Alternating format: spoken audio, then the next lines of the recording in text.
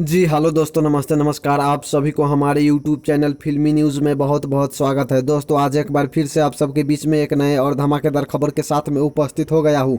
जैसे कि आज आप सबको बताने वाला हूँ कि आखिर भोजपुरी एक्ट्रेस कहाँ से बिलोंग करती है, यानी कि कहाँ की रहने वाली है भोजपुरी हीरोइन। तो सबसे पहले बात करते हैं निधि झा लुलिया जी के बारे में।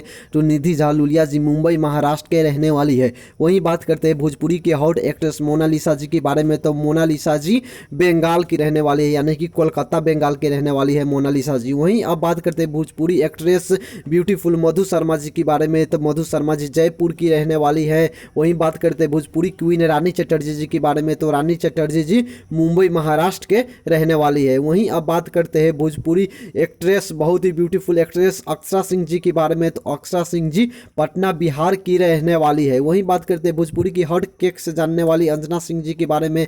तो अंजना सिंह जी उत्तर प्रदेश यानी कि यूपी से बिलोंग्स करती है। वहीं अब बात करते हैं भोजपुरी के बहुत ही ब्यूटीफुल एक्ट्रेस सुभी शर्मा जी के बारे में। तो सुभी शर्मा जी जयपुर की रहने वाली है। वहीं अब बात करते हैं काजल राघवानी जी की। तो काजल राघवानी जी गुजरात की रहने वाली है। वहीं अब बात करते हैं भोजपुरी की बहुत ही beautiful and attractive actress Priyanka Devdi की। तो प्रियंका डेवड़ी हरियाणा की रहने वाली है। वहीं भोजपुरी के सुपरस्टार अम्रपाली दुबे जी की बात की जाए तो भोजपुरी एक्ट्रेस अम्रपाली दुबे जी गोरखपुर के रहने वाली है।